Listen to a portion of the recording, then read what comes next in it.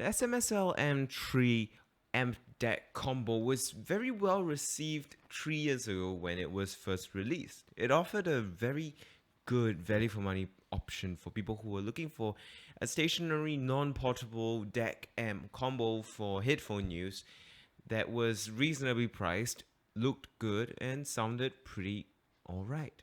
It featured high-res audio and support for high bitrate audio, so a lot of people did review it and see it positively. But 3 years is a lot of time in the world of tech and audiophile equipment, so is it still a good option in 2020? Well, as always, before I start every review, please, if you have any questions, ask away in the comments or on Instagram and Twitter. They're all linked conveniently in the description. I reply to every single message or comment I get, so ask away. Now, as is tradition with every tech review on this channel, we start with the design. The design of the SMSL M3 is actually really nice. Even in 2020, I don't think design styles changed that much in 3 years. It looks great. The whole thing is made of anodized aluminium. The fit and finish, the quality of the materials used, it's pretty good. It's pretty high, pretty solid. You know, it's something that I think most people will find premium feeling. It definitely feels and looks a lot more than it costs, and I think that's of course a good thing. There's not a lot of sharp edges, things are like rounded edged, you know, it's machined well. It feels very nice to the touch, and it's a very beautiful device. On the back of the device, you've got your inputs mainly.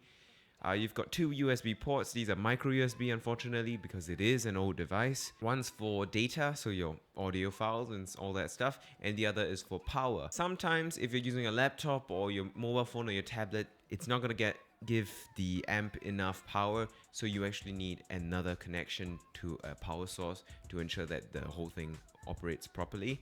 But if you were plugging it into the back of your desktop computer, the power is usually enough to not need another micro USB connection, which I think is a bit clumsy and troublesome.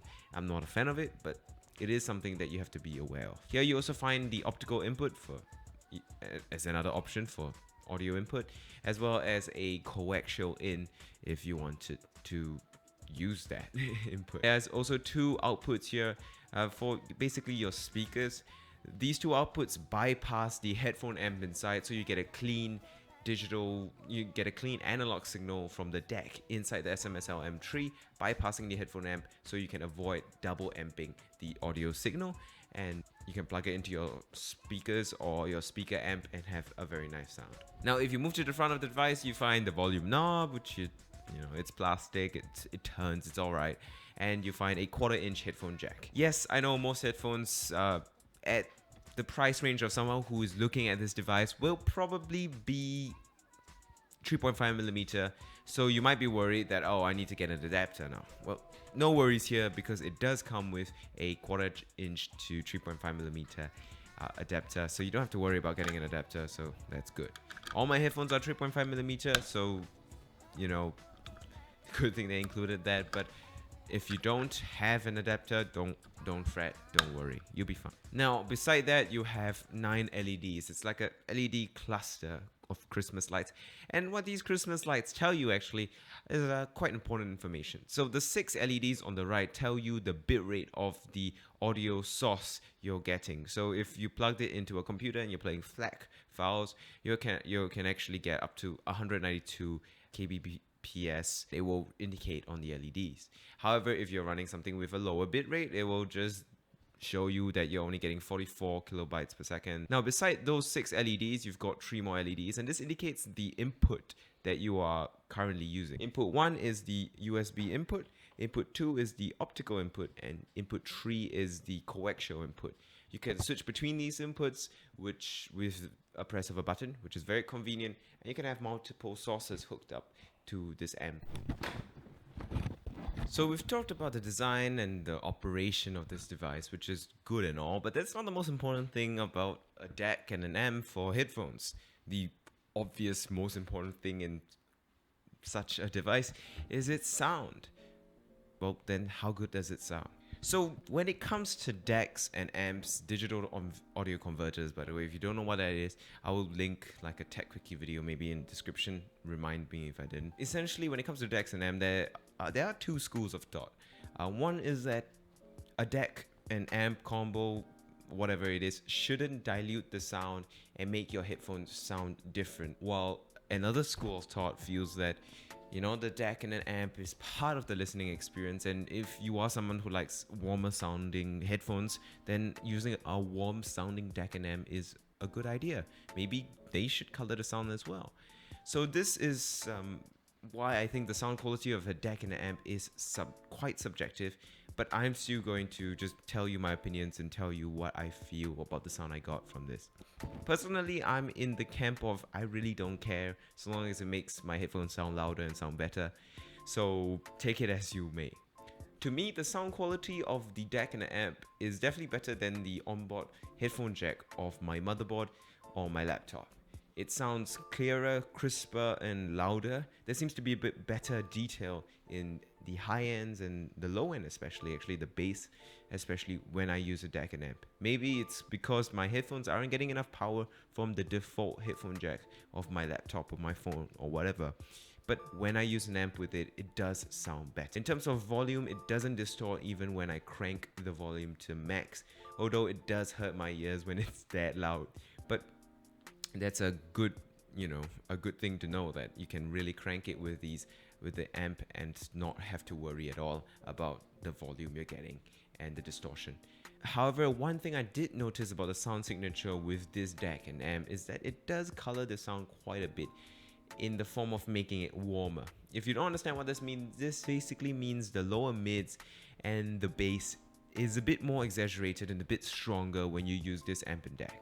This might sound good to you, but if you're someone who wants to properly enjoy like the headphones as they were meant to be, then you might not enjoy it as much. Especially if your headphones are already bassy. Say you're using Sony headphones or something and you use an amp that makes your sound bassier, you're not gonna appreciate it because it makes everything too bassy at that point. So it's a pro or con depending on the way you look at it, but to me, I don't really mind. I really do like warm sounding headphones, and my M70Xs do sound a bit cold. That's to say, it has a bit too much treble emphasis for me, so making it all sound warmer is much nicer, and it's very nice. So what you basically can expect from these DAC and amp is essentially that when you use it, lower mids and male vocals especially, as well as bass guitars and bass synths and low end, all the low end is going to be a bit louder, a bit stronger than if you just use the normal headphone jack on your laptop or your phone. And that's essentially what everything I rambled about just meant, summarized. So in terms of sound quality, will I say it's good? I think it's actually really good. It sounds clean. It powers a lot of headphones, no problem.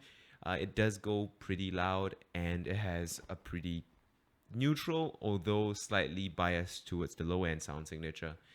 So overall, I'd say the sound quality is good, and actually perfectly enjoyable. But that all leads us back to the original question. Is it worth it in 2020 to get one of these?